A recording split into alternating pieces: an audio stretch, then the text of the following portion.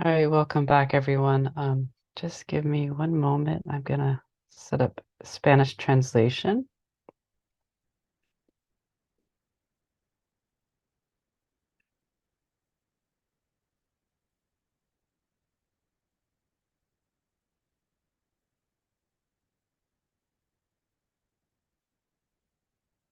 So we will have Spanish translation.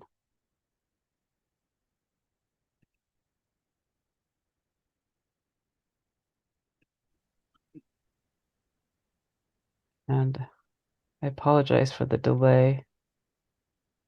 And here we go. So if you do need, we do have Spanish translation with M. Shamali. So thank you, M. Shamali, for being here. And I hope everyone enjoyed your meditation. It's always great to have you here on this virtual space. And today we are talking about making yoga a part of your daily lifestyle with Acharya Devashish. And I mean, Dinesh.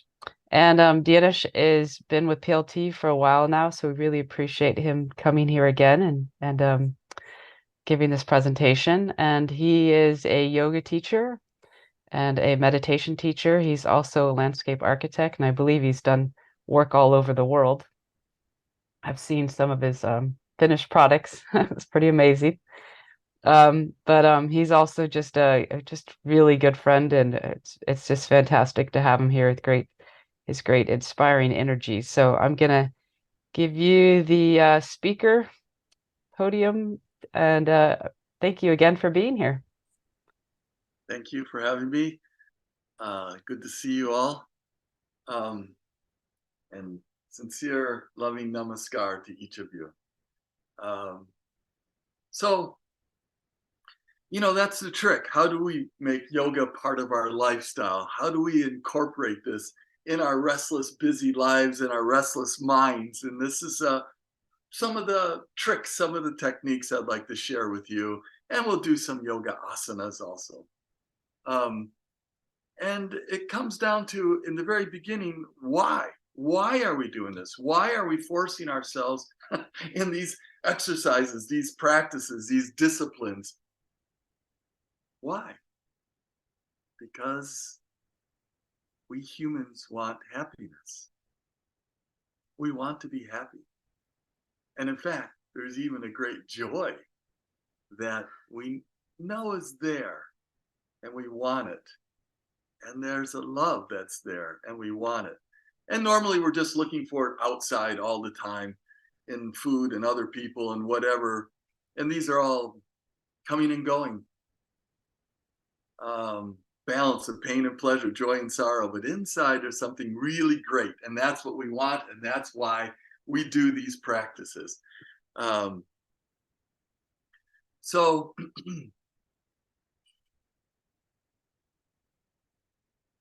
this is kind of our maintenance program.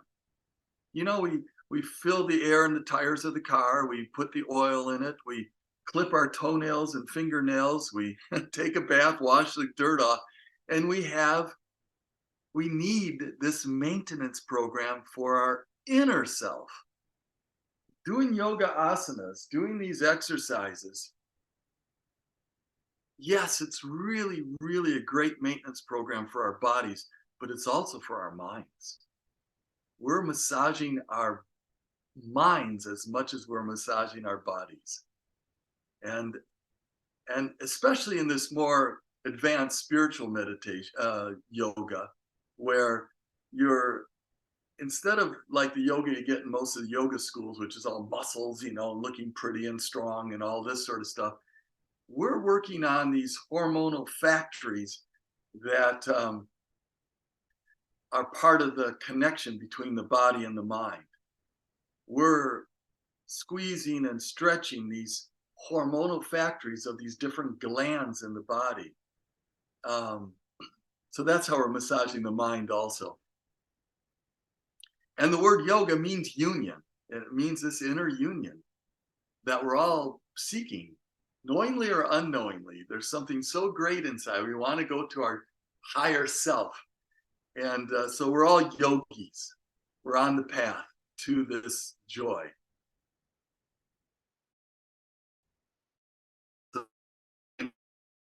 So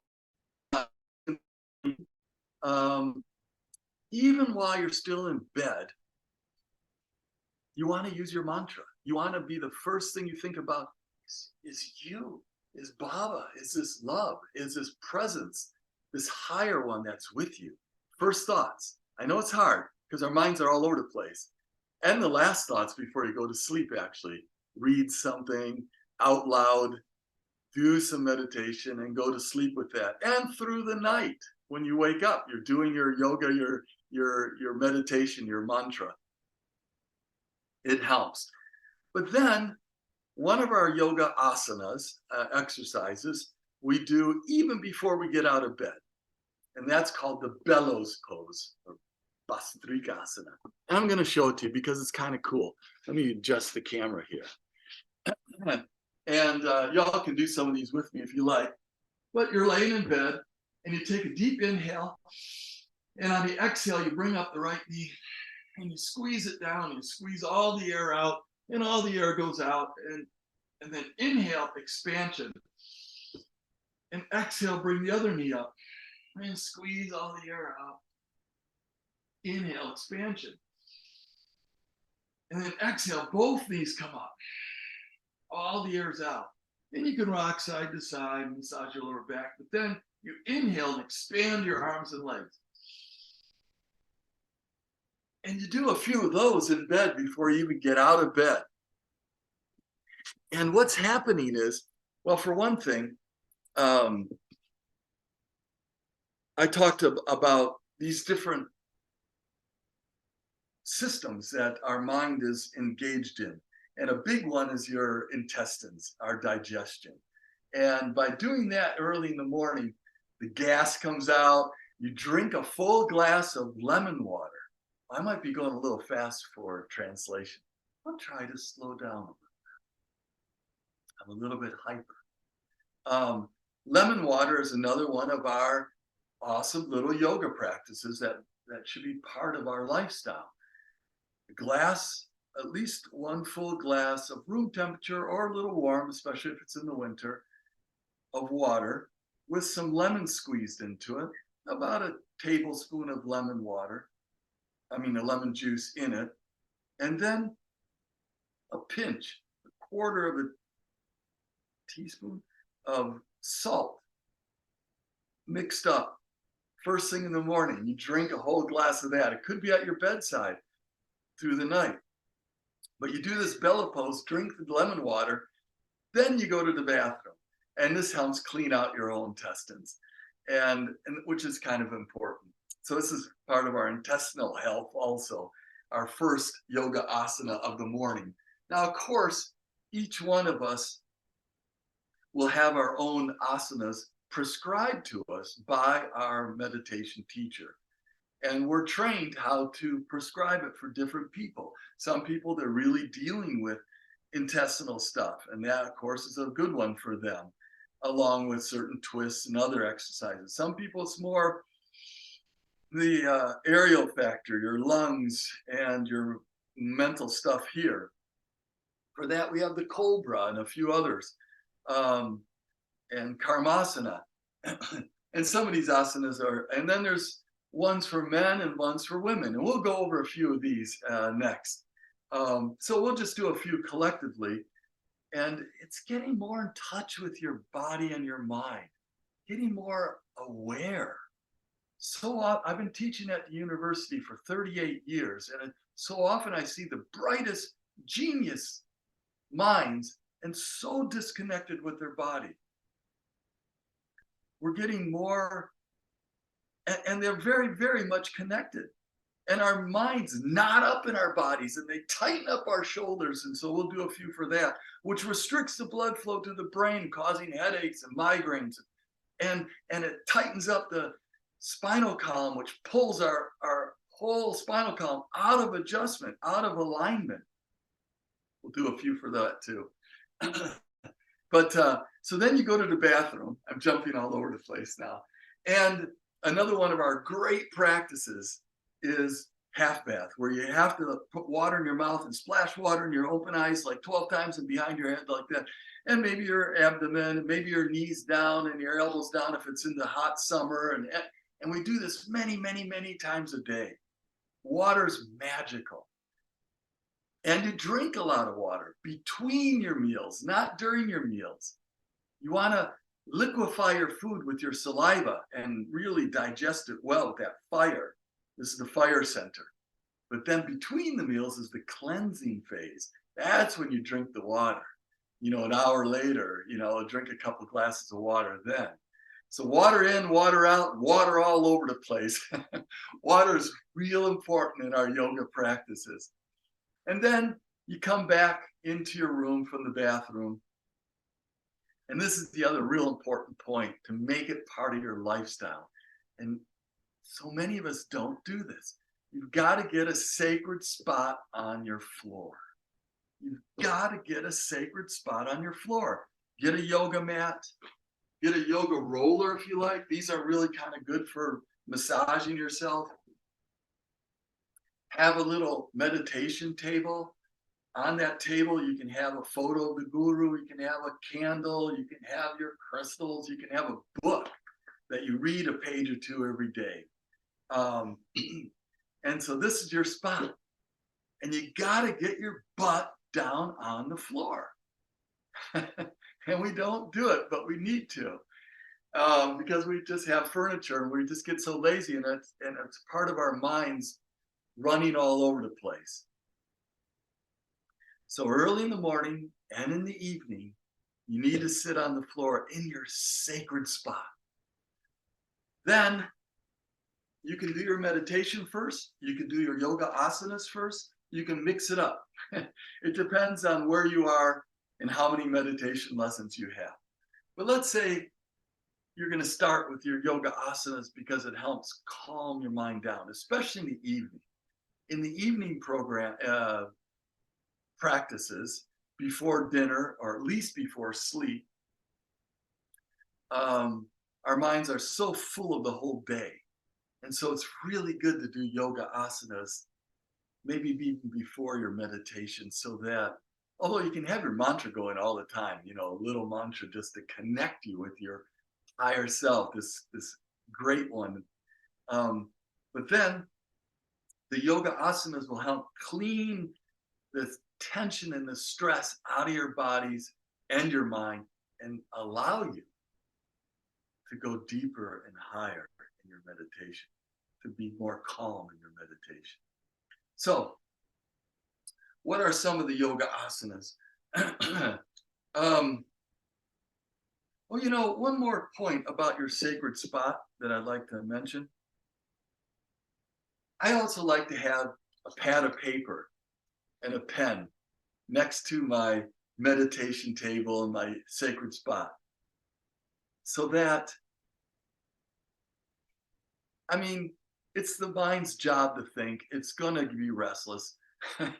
But the more you bring it back to the mantra and to the breath, the more control over it you have, the deeper, calmer your wavelengths, your brain waves will get, and the more you can reflect this higher one more clearly in your mind and your heart, with feeling.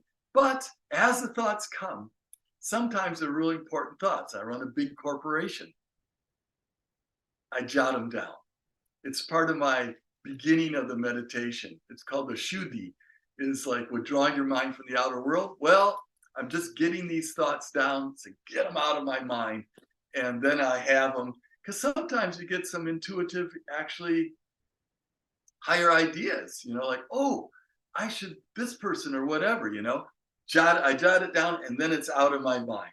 So I can then concentrate better. Another one of these little tricks that I want to, hopefully you will all pick up on some of this, and it might help you in your own daily practices. Okay, so a book, a photo, and the notes, then the asanas. Well, a really good one is head to knee. And my favorite is just half head to knee, one side and then the other. It's easy, and it's so good for stretching out the lower back, where we have a lot of problems sometimes. etc. So you put your foot, women put their foot along the thigh. Men, if you want to try, you get the heel up and under in the very middle, because we have a prostate gland and it's a pressure point for us. Men and women are identical with our spiritual potentiality and our minds, but we have some different glands, and so in the yoga should be designed for the glands. Then you inhale up over your bent knee. Then you turn and line yourself up and exhale down. Grab on as far as you can. Some people will be really tight, they'll be up here, but hopefully each time you go a little bit further, the point of comfort, and a little further each time, eventually your navel's going to be at your thigh. And you want to hold it for about 8 seconds. Lava, nam, keva, lam, om. Then let the hands fall on the floor, slowly inhaling, coming up one vertebrae at a time. And then you hold the breath in as your other leg goes out. Then you exhale as your other foot comes in. Then you inhale up over your bent knee. Then you turn and exhale down. All the air is out.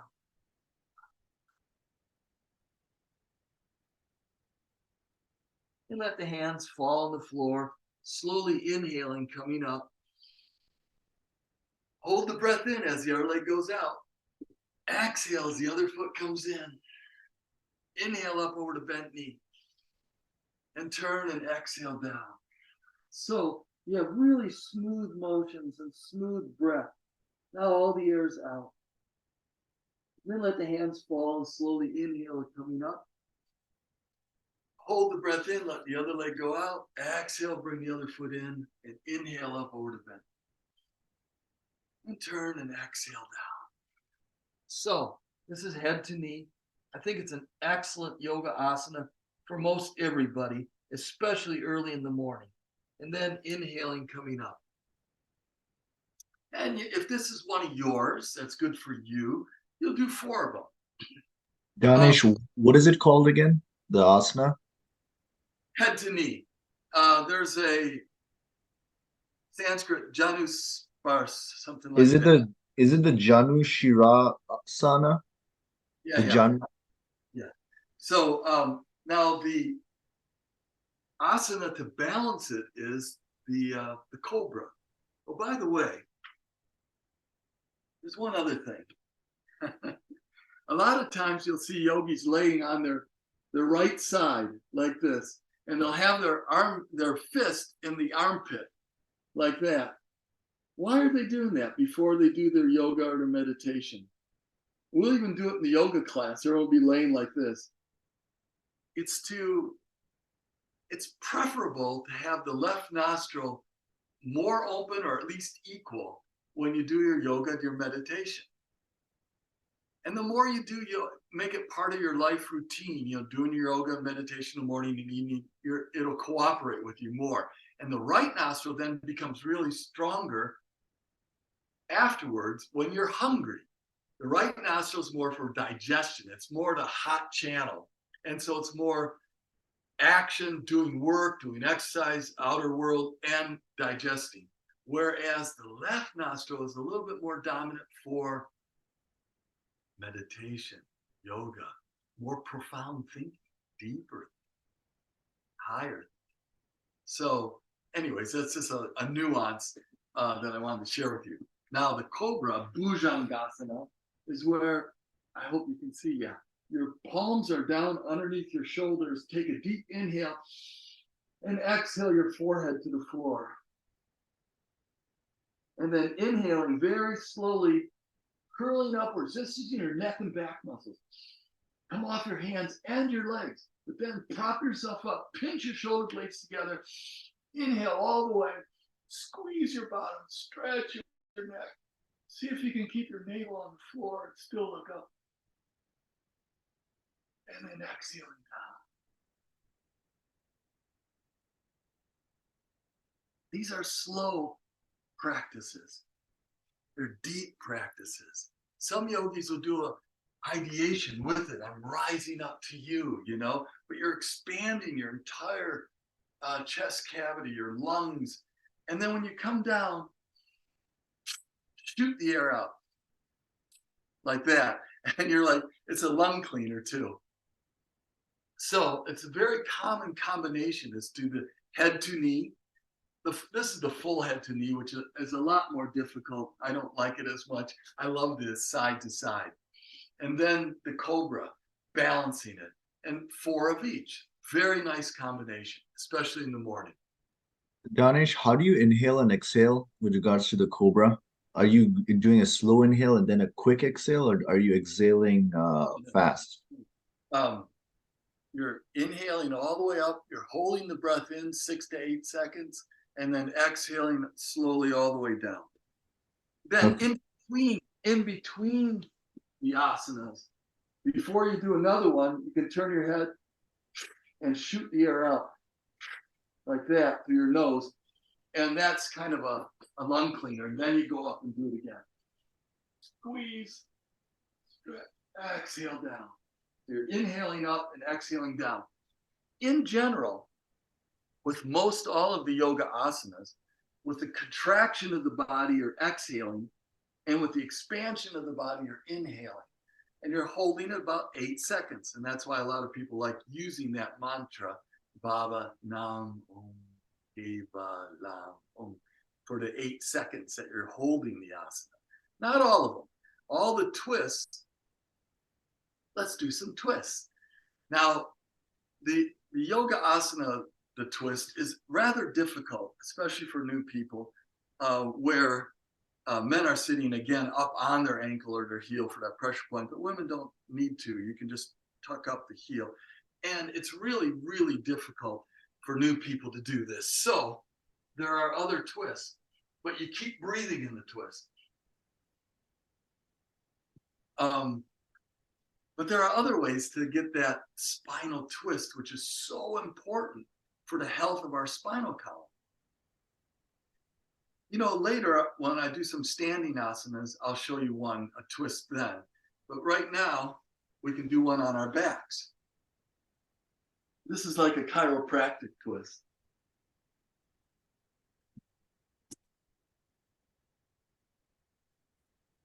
So let's lay on our backs. Take a nice deep breath, let it all go. Then bring up your left knee and roll all the way to the right side. Stretch out your arms along the floor. Keep your shoulders flat on the floor. Then turn your head the other direction of your knee. And keep breathing. Keep breathing. And with your right hand, you can even pull the knee down. But keep breathing. You can rock your hips. But you want to keep oxygenating your blood with your breath. And your blood is irrigating your nerve channels, your nerve plexi up and down your spinal column. And when you do these twists, sometimes you'll get a pop. You'll pull your vertebrae back into alignment.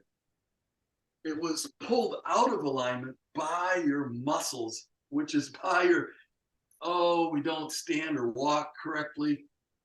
Our minds get all knotted up in these muscles. Let's do the other side. Bring up the right knee, lower it down to the left side floor. Turn your head the other direction and keep breathing.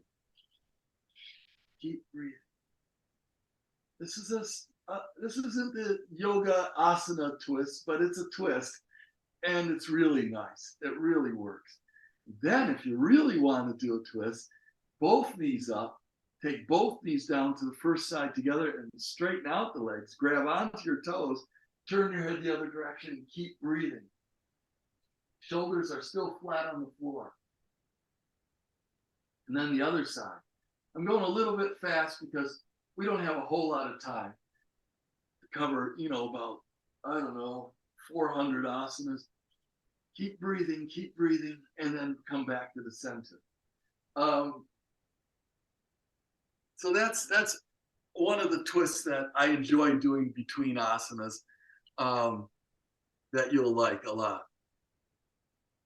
I mentioned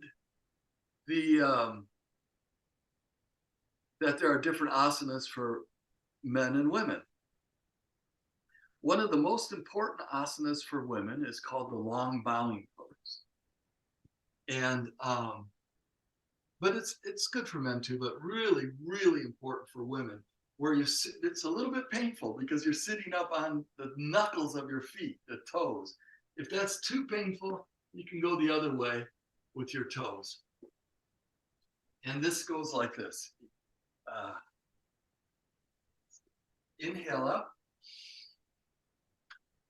And then exhale down, and you want to keep your spine and arms as straight, your whole torso as straight as you can as you hit the floor. All the air is out. And you kind of straighten up. I mean, you elongate the spine, they say 20% longer, and you're still sitting. And then inhale up after your 6 seconds. Inhale up as straight as you can. And then exhale. It's really difficult. But it's so good because it's the lower back, it's the ovaries, it's these the lower glands, and it really helps women in their cycle a lot. But all of these are balancing our glandular system also. And for men, this is also good for women, vitality in women. It's called the cow's head. Women tuck their heels up with the knees on top of each other. The men, if you want to try, we have that pressure point underneath. You sit on your ankle or your heel. This is the cow's head, Gomukhasana. So whatever knee is on top, the same side arm goes under, and you try to throw it way up there. And the opposite side arm goes over, and you throw it way up there because you're trying to work them together. Now, this is really difficult for a lot of people. So what we do, you lower a sock or a cloth or a belt and with your top hand, and then the two can work themselves together. Now this one, unlike the other ones, you keep breathing. And men kind of push up with their heel underneath, and you get the elbow behind the head, and you look up, and then the mantra that goes with this cow's head, Gomukhasana. No, it's not really. But we have fun in the yoga class. We do all these different sounds with the different yoga asanas. And then release it. Oh, wow. And this really helps men balancing those lower glands also and bringing that energy up. But it's also good for vitality in women because look what's happening with the whole torso. Okay, let's do the other side. Switch whatever knee's on top. Switch whatever knee was on top. Same side arm as the knee on top goes under. Opposite over. And keep breathing in this one.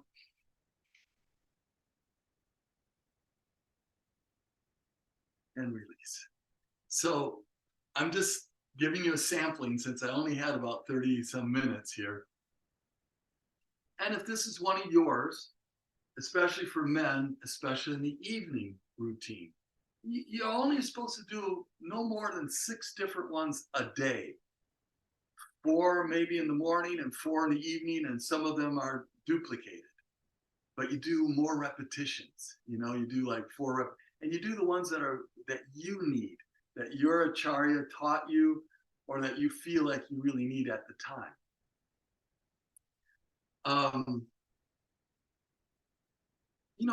I think I'll do a couple standing ones now, and then we'll come back down and do just a couple there. Then the massage, then the puja, and the meditation and puja, and we can talk about a few other things like yoga dance that make that part of your lifestyle. Okay, so for the standing asanas, and this is important because a lot of us just do not find the time to make this part of our lives. And let's say you're just in a really, really big hurry, and you've got to get to work, and you got up late because you ate too late at night. You didn't sleep well. And this is my default yoga asana. I always go to the Karmasana. It's wonderful because it works on so many different things. Karmasana, that means the action pose, karma. You want to lock your hands behind your backs. I do this one a lot throughout the day.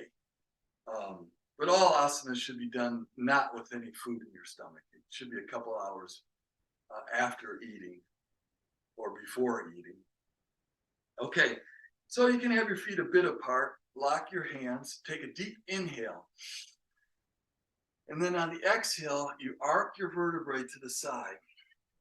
All the air is out.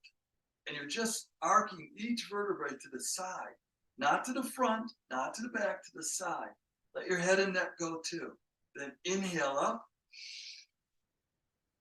And then exhale the other side. Let the head and neck go. You can really get some more vertebrae in there. And the arms are really straightened out the other side. I hope you can see that. Then inhale up. Now this is the best part and very difficult for some people. Exhale down to the front and your straight arms come up and over the top as far as you can get them to come over the top. Get your head all the way down, not up like this, but down. And those arms, this will show you how tight your shoulders are, which is not good. It restricts the blood to the brain. And then very slowly coming up, inhaling, slow.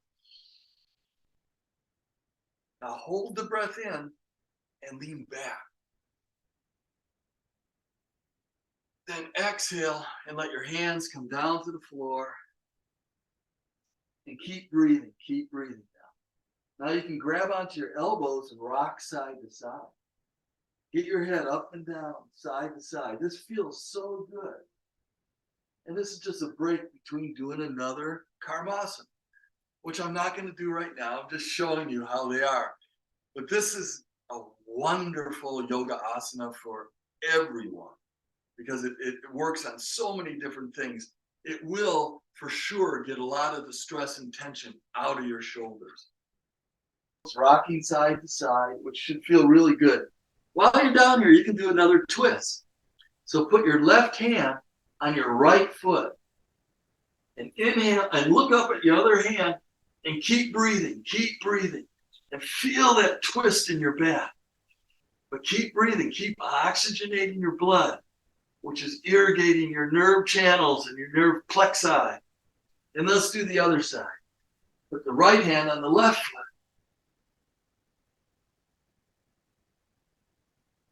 Keep breathing and then back to the center. Okay, let's come on back down and we'll do a few more. And then I have a few more points.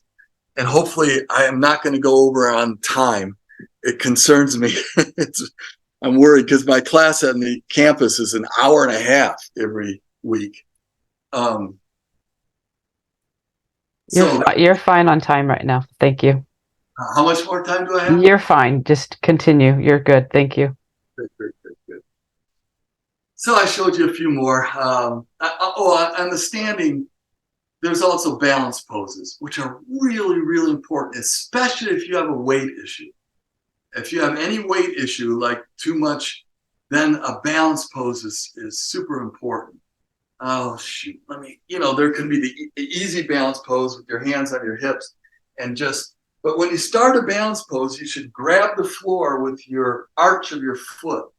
Grab it and bend your knee a little bit and tighten up the muscles on that side and flatten out your lower back. And then you inhale up parallel to the floor. That's the easy balance pose. But we also have the spiritual warrior, or you keep your hands here or open. There's all these different variations. So the balance poses can be really good for a lot of different things, not just weight. It also has to do with the hemispheres of the brain and your inner ear. And all of these is a slow process. Yoga and meditation are a process.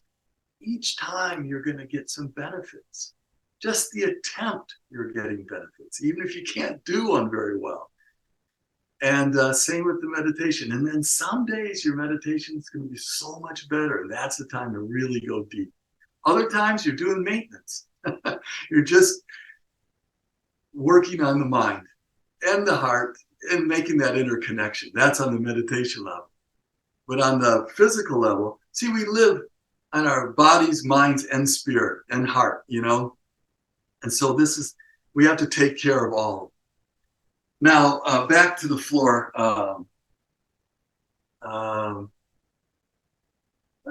Shoulder stand fish is another really common combination, especially in the evening program.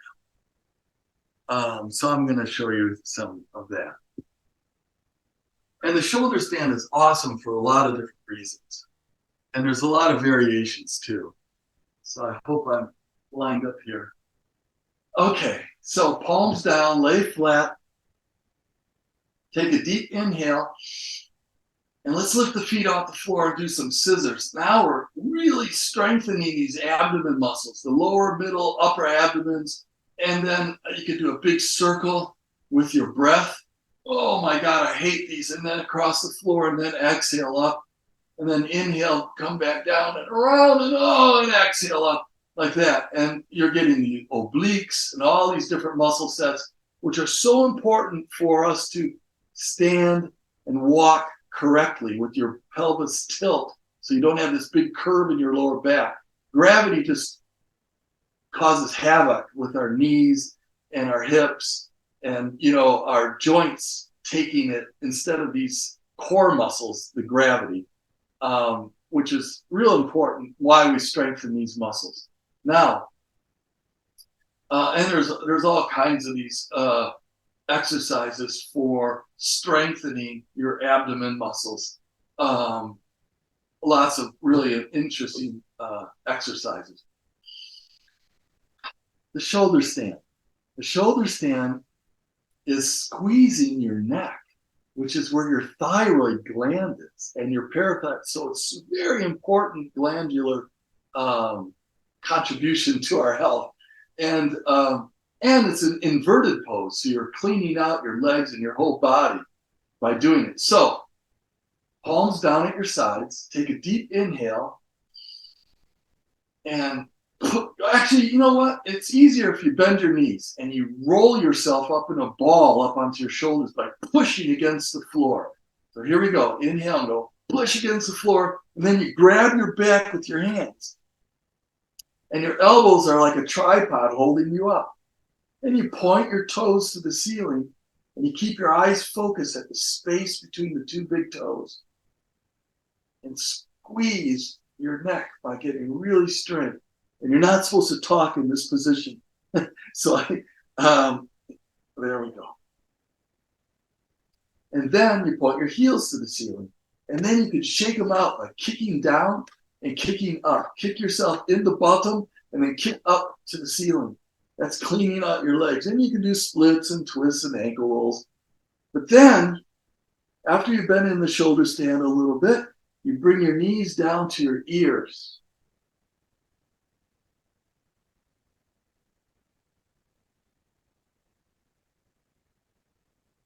Now you want to come down real slow. Most people hold the floor because you want to come down one vertebrae at a time. Or you can hold your back when you come down.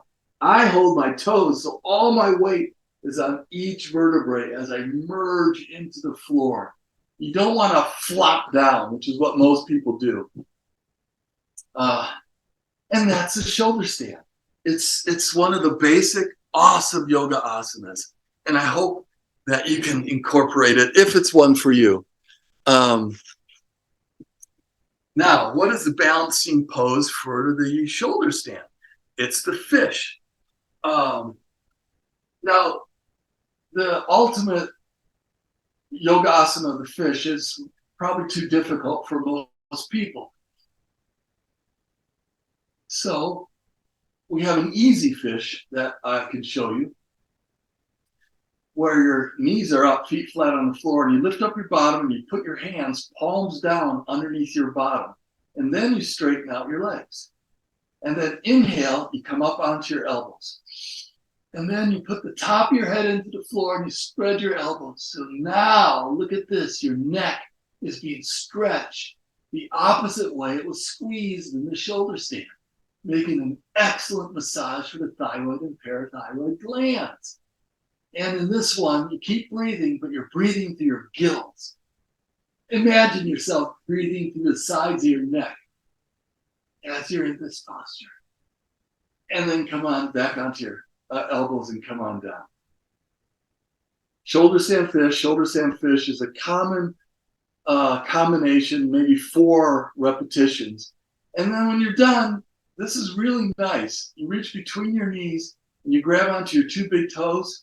And this is what we call rock and roll, where you massage your back with all your weight. Go up one side, down the other side.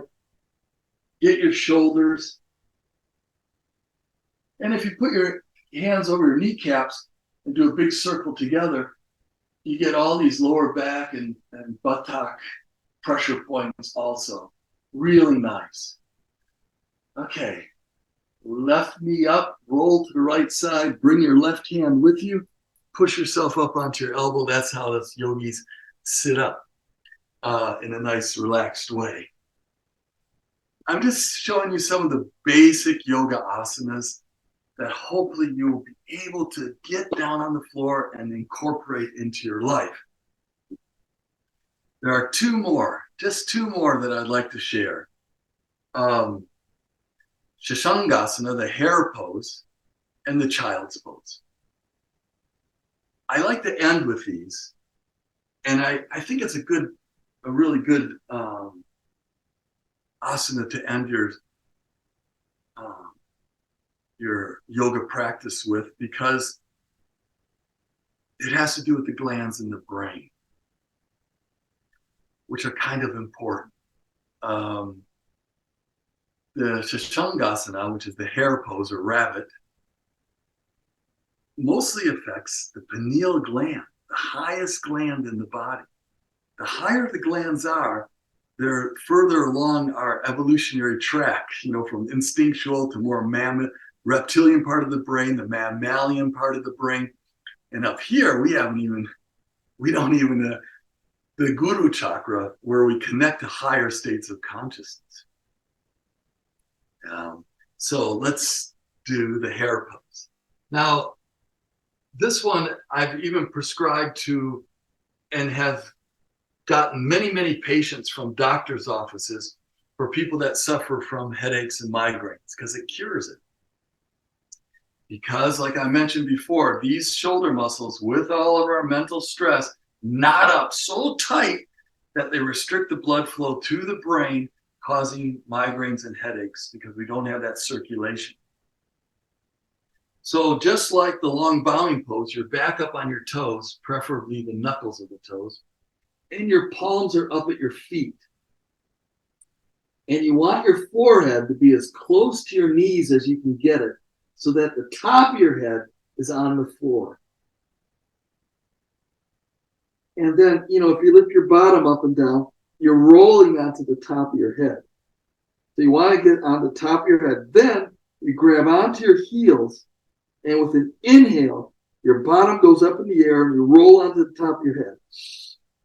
And you keep trying to go forward with your bottom, but your arms won't let you. Your arms are like chains, and they're pulling on those shoulder muscles because you keep trying to go forward with your bottom. And they're pulling the tension out of those shoulder muscles. Then exhale, flop down. You can inhale up and then exhale back down and do another one. Inhale up, grab onto those heels and keep trying to go forward with your bottom, which pulls on those shoulder muscles. And now the blood flows coming to the pineal gland at the top of the brain. Exhale, flop down. And that is the hare pose. Excellent yoga asana. So fantastic. I hope that you can enjoy it and get the benefits from that one. The pineal gland, very, very important. And then a lot of people like finishing their yoga session with the child's pose. This is one way to lay in the child's pose, with your palms up at your feet and your foreheads on the floor. Because now the blood circulation is coming to the frontal lobes and your pituitary gland. Also very, very important. But another variation, and I think women like this better, with their knees apart and your arms out above your head. Either way, it's just so nice for the blood circulation to come to that part of the brain. The reason they call it the child's pose is because children automatically love laying in this position. Why? Because the pituitary gland is so active in the growth of the body of a child. And that's why they lay in this position, and they need that blood circulation to go into that part of the brain. So, now, you do some yoga asanas in the morning and in the evening. Just get that sacred spot. And then afterwards, we do some massage. They say the massage is so important for the skin. We secrete all these different hormones and oils when we do these asanas specifically. And it's good to massage it back into the skin, the temples, the sides of the head, the eyebrows. Keep breathing. You can charge up the hands with some electricity with the inhale, some magnetism, cup them over the eyes like a healing energy. And then let your thumbs lock in underneath your ears. And you massage down along the jawbone. This is the lymph nodes that drain infections out of the head. Very important place to massage. And the base of the nostrils against the upper lip, another spot. And over the whole face. And your ears, the upper ear, the outer ridge of the ears, down to the earlobes, twisting them, pulling down on the earlobes. When you pull down on the earlobes, you can stick out your jaw, stick out your tongue, focus your eyes at the tip of the nose, and exhale. It's called the lion pose, but it's not exactly. But anyways, it's really good for the inner ears. And then the neck, squeezing the neck between your fingers and your palm is something you can do many times of the day. And the medulla oblongata, which is up underneath the skull bone, keep breathing and do circles both directions. This is the seat of the ego, where all the nerves in the fetus originate from this one spot. So you're massaging your ego, but in a good way. When you massage the medulla oblongata up underneath there. And then your shoulders, digging in. And then your armpits, another part of the lymph nodes that are real important for draining infections. And your bicep, your forearm, over the fingers, over the thumb, the webbing between the thumb and forefinger. And then your torso, your chest, your abdomen. With your fists, you can get your back as high as you want. And then the legs. So with the big knuckle, you get the pressure points in your buttock. Very important pressure points in here. And then your thighs with your palms, your knee with the spider massage they call it. And then the underside of the calf. Even the outside of the calf with your fingertips. These are meridians so through here. You can just put the ankle on the other knee. And the underside with your thumb. Over your foot.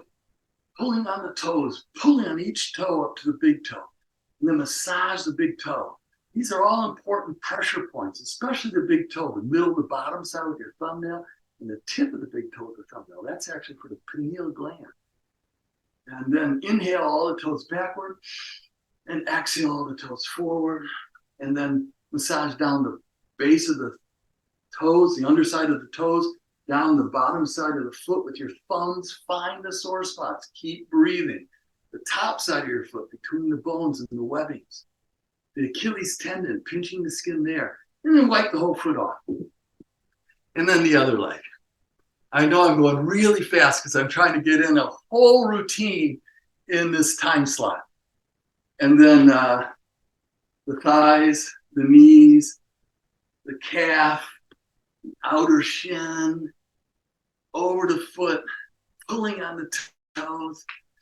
Keep breathing, massage that big toe, grab onto all the toes, inhale backwards, exhale forward, and down the base of the foot, the bottom of the foot, get them all, the underside of the toes, top side of the foot, between the bones, the webbings, and the Achilles tendon, wipe it off.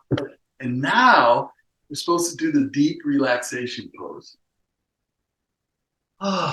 And you let gravity just take your arms, and let gravity take your legs, palms up at the sides. Get really straight, flattened out on the floor. And see, now you're so relaxed. You're so light because you did all these yoga asanas. You're just floating on the gentle waves of your breath in a beautiful place in nature. You can bring up your forearms and do some wrist rolls and finger bends and shake them out because they just vacuumed all that tension out of your body with the massage. And then let gravity take them again by dropping in the legs. And take a nice deep breath and let it all go. So now you got waves of relaxation coming up from your toes to your ankles, knees, pelvis, your abdomen, up to your chest, from your fingertips up to your wrists, your elbows, your shoulders, through your neck, through your head, and then to the point between the eyebrows. Watching the waves flow in and out of here. And you can even imagine your mind leaving your body and going up and above and looking down at your body like a gift that was given to you this lifetime to expand your mind, to expand your spirit, to expand your heart.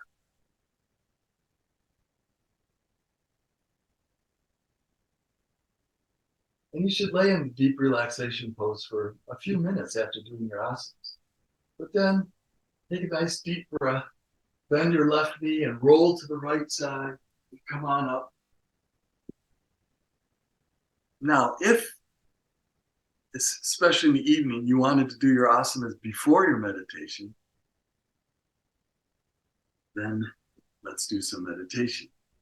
Now, the best asana for meditation, well, is full lotus, but half lotus is the left knee on left foot on the right calf, or just cross-legged if these are too difficult for you at this time, but you will get better and better. And a lot of people like to sit on a cushion under their bottom so their legs are lower when they're tight, so that you want the spinal column to be really, really straight in meditation. And that can be challenging because we have these big curves. And so I like to tighten up you go back in the sit bones a little bit, tighten up the abdomen a little bit so it flattens out that lower back curve. That's why some people like to sit on a cushion too. It might help. Oh yeah, and I like to isolate the two index fingers. These are the ego fingers. And the palms are and the thumbs could be touching or not, and your palms up in your lap.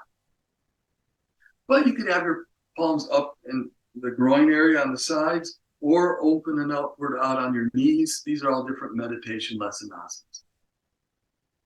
And but then flatten out your lower back, shoulders go down. The head kind of goes back and up, as if a white cord string is attached to the top of your head, and God is holding you up like a puppet. Each vertebrae is completely straight. So, in other words, the shoulders go down, the head kind of goes back and up. And even your tongue is curled back up and inwards, touching the roof of the mouth, pointing backwards. And you close your eyes.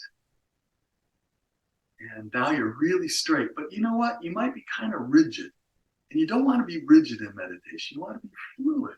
So I like to watch the wind of my breath swaying to the front and to the sides, the tree or the mast of my spine.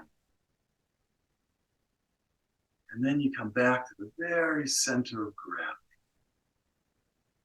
as if a straight white line is going from the center of the earth all the way up through your tailbone, up through the top of your head into the universe, through the atmosphere, over the planet, over the solar system, over 100 billion star galaxy, in this vast universe all around you.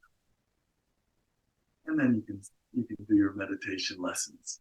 The withdrawing the mind from the outer world up from the body to your focal point. In meditation, you want to have undivided attention on that higher self, that inner loving presence. And by doing the yoga asanas in the proper taking care of the physical and then the mental and the heart, it really enhances your meditation. And it enhances your life.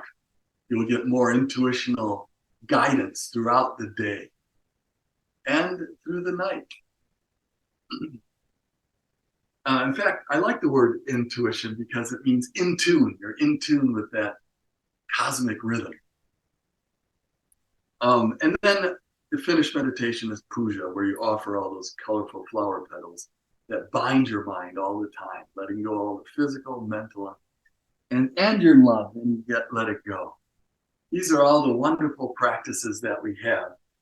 I don't think I have time to like go over Kaushiki or the Lalita Marmika dance, which are wonderful, and they're tapping the tip of the big toe also, but they're also really good practices to incorporate in your routine.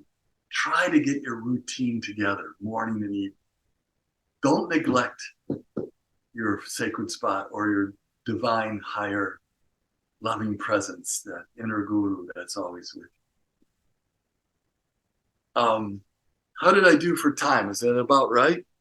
You were fantastic. Thank you. Oh, good. Thanks. Yeah, we can leave some time for questions now, if that's okay with you. Yeah, sure. Okay. I have a question right off the beginning. Before we started this class today, you and I were speaking, and we were talking about people having time. So, conflicts with time management, and also so people that have already started a yoga practice and a meditation practice, and maybe people that are new to yoga and meditation. And I thought some good tips you brought up about having your sacred spot, and that, there was no right or wrong doing meditation first, yoga second. But do you have any other tips for people that are maybe struggling with time management, or maybe that are new and are looking at their life being like, okay, I work this many hours, or I go to school, and where am I supposed to fit all this? Yeah, I know. That's always the big issue. I highly recommend not eating late at night. This is another important tip. And it's the best if you can do some yoga asanas and meditation, even if it's just a little bit before your dinner, and then eat a dinner not too late at night. It really impacts the whole night, and it impacts you getting up in the morning early or not.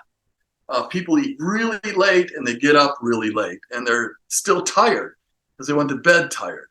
And then before you go to sleep, do some meditation, read something. Even if you didn't do asanas before dinner and you don't have a lot of food in your stomach, do some asanas then. Even if it's just one karmasana or something, it's something. Just if you feel tight somewhere, that breathing, you'll have a deeper sleep. You'll need to sleep less. The more yoga you do, the less sleep you need, because it's a deeper sleep. Then you'll be able to wake up earlier, 5 o'clock, 4:30, all right, 6 o'clock, all right, 6:30. But getting up before you have to, hit the alarm clock and jump out, and you're just running, you're stripping your gears. You haven't really taken care of your maintenance program yet. So that's why I say do the bellows pose in bed, drink some lemon water, go to the bathroom, get down on the floor, and because of that restless mind, all the things I have to do today, have that pad of paper and your pencil there, just jot them down, but get them out so that you can undivided attention go into your source. The relationship of the soul to its source is one of love, and it's inside. We experience it because of our restless minds. Anyways, so yeah, the food thing's a big deal. I think it helps a lot, and the water thing really helps a lot. It washes away not only lethargy, but negativity too. When you do half bath a lot during the day, those are a lot of really serious tips that I hope people take advantage of. Thank you. And then it's just a matter of priorities. Like you've got to make it a priority in your life. This is why we're human beings. We're here because we're evolving spiritual beings. And if you're blowing that, if you're spending all your life running for the job, for the grades, for the materialism, for pleasure, for your family, for whatever it is, you're blowing it. You're losing your, there's something really great that you're ignoring. And that's actually longing, drawing, attracting you home also. The Sanskrit word for meditation is Ishwara Pranidhan, and I love it because it means, Ishwara means the controller of the universe, this one cosmic mind that we're all within. And Pranidhan means taking shelter. You're taking shelter from all of this mental and physical stuff in that one. In other words, taking shelter means going home. You're going home to your real home, which is inside. And that's how I always end the meditation, the University Yoga Club. As I say, now you can go home, but your real home is inside. That's beautiful. I like that. Thank you. Yes, so we can open up anybody else have any questions? Said, how long do you meditate in the morning and the evening? Oh, well, yeah, it varies a lot. It varies a lot. I do an absolute minimum of 20 minutes a day in the morning and in the evening, but then I do another 30 minutes in the nighttime, or actually sometimes a lot longer, sometimes an hour. And that would be my minimums. And then, but yeah, I'll do an hour, sometimes an hour and a half in the morning and evening. Yeah, that also wrote, thanks, Dianesh. Remember the pale green color of the walls in your nice house. Namaskar. Oh, namaste. Yes. Does anybody go on? Yeah, I was wondering what would you say is a good asana for like digestive health? Because I think it's a common problem, at least in the US, like having tight digestion that doesn't like smoothly like Right. lead the waste out the body. Most important for that is the water thing. Drink really liquefying your food with your saliva when you eat, and you should definitely have a nice salad for lunch, and and what you eat, fibers, plant-based foods and stuff, and then drinking between the meals. This is the cleansing phase, and then that bellows pose, doing like 4 of those early in the morning before you get up. In the water. Salt. Very, very good. And then, of course, the twist and karmasana, mayurasana. There's a few more that are for that fire center. Maybe Pashupati, if he's still here, he'll have some on the tip of his tongue. Or maybe Dada Ranjitananda. But those for sure. Okay, thanks. And, try to practice them.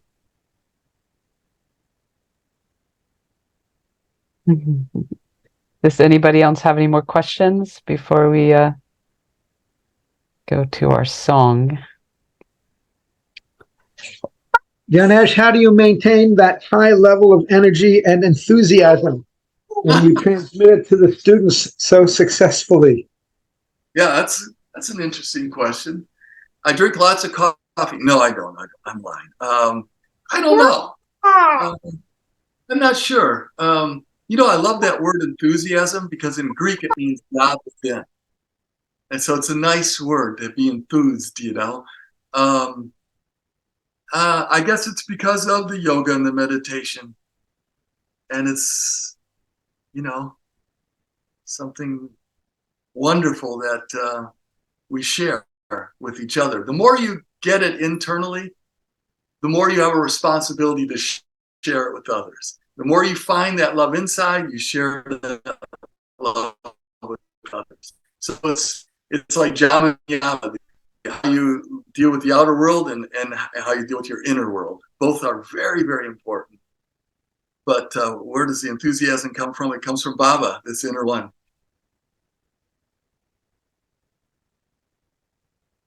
Thank you, Danish, and thank you for sharing that enthusiasm with us today. What a fantastic presentation. And I think a lot of us, new or old or experienced, took a lot from it. So I really appreciate too that the pad of paper, writing some of your thoughts. I thought that was just a real practical thing that you could be doing that sometimes, I really appreciate that.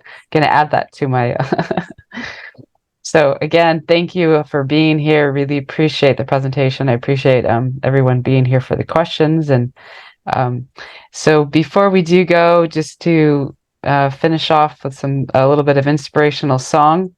This is a song we have played in the past, but it's called Happiness, and I think it's quite relatable to right now. So I'm gonna share my screen and get to full screen. And here we go.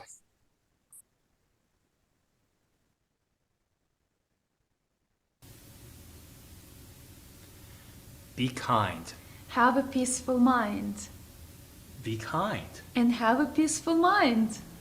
If you can do it, You will find happiness won't leave you behind.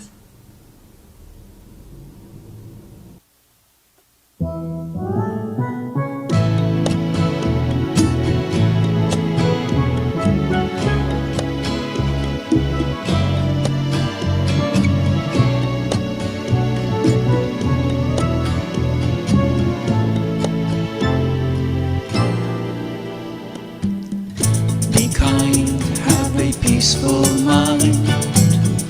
Be kind and have a peaceful mind. If you can do it, you will find happiness won't leave you behind. I say, be kind and have a peaceful mind. Be kind and have a peaceful mind. If you can do it, you will find happiness won't leave you behind. I say, make your heart thankful every day. Let good tides just wash your cares away. Make your heart be thankful every day. Let good tides just wash your cares away. Be kind, have a peaceful mind. Be kind and have a peaceful mind. If you can do it, you will find happiness won't leave you behind. I say, be kind and have a peaceful mind. Be kind and have a peaceful mind. If you can do it, you will find happiness won't leave you behind. I say, make your heart thankful every day. Let good tides just wash your cares away. I say, make your heart be thankful every day. Let good tides just wash your cares away. Be kind, have a peaceful mind. Be kind and have a peaceful mind. If you can do it, you will find happiness won't leave you behind. I say, Baba Nam Kevalam, Baba Nam Kevalam, Baba Nam Kevalam, Baba Nam, Baba Nam Kevalam, Baba Nam Kevalam, Baba Nam Kevalam.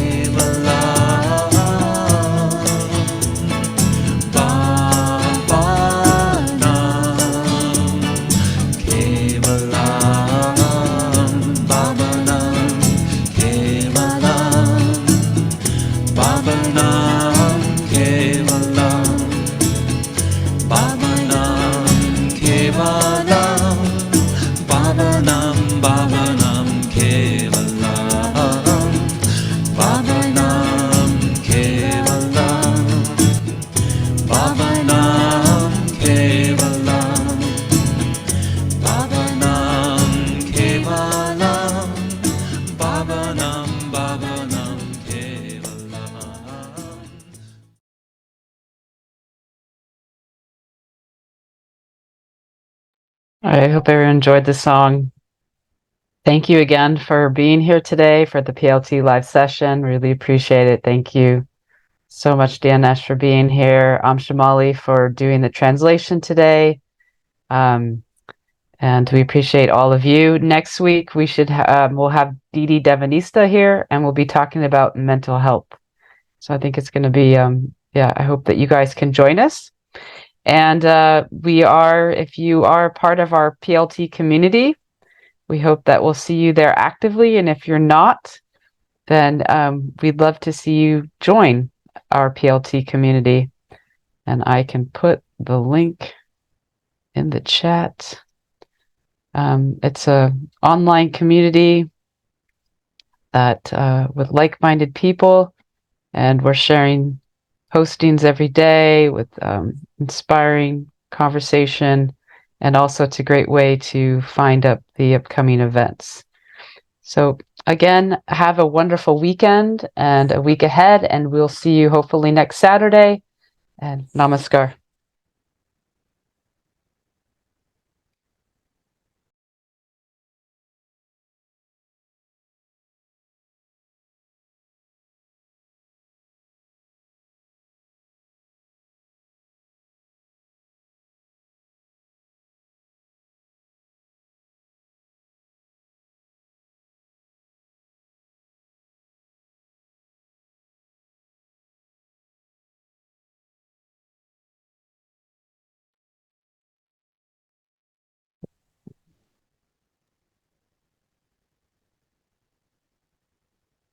Namaskar. Namaskar. Namaskar. I think was good. Yes, thank you. Thank you, Shamali, for being here. Really appreciate it. Any feedback, Somali? How was it? Oh, How did you like it? Was good? Any feedback? yeah, that asana lessons will be nice. I mean, I want to maybe some do service in my university school, having giving asana classes. Yeah, also I will try. Yeah, this is nice for me also. Yeah, I try my best to translate simultaneously this knowledge. Yeah, it is important. Well, we appreciate your effort. So thank you so much again for being here. Nice. Yeah, anytime. Yeah, I went fast for DNS, you froze. Oh, there you go. But yeah, you should teach. You should teach a class. Yeah, you should sure. teach a class, University Yoga Club. When you teach, you end up learning it more and more. You get better and better at it. You have fun together. You laugh a lot. We laugh so much when we do it, and it's a really good thing. Ooh, that was another thing I should have talked about: laughter and smiling. Yeah. Okay. Sounds good to me. Yeah. I think it will be a thing for the next semester. So I'll keep in touch with all of you in order to organize schedules and for not vegetarian people and also for vegetarian people, you know, as you, Dada Dinesh, organize your classes, it is very nice to have this knowledge in order for me to do same here. Yeah. Where are you? What city are you in? I'm Mexico City. Wow, big city. Yeah. Good. Yeah, we'll talk more later. Okay, sounds good. Thank you, also, have nice Deepavali. Namaskar. Namaskar. Namaskar.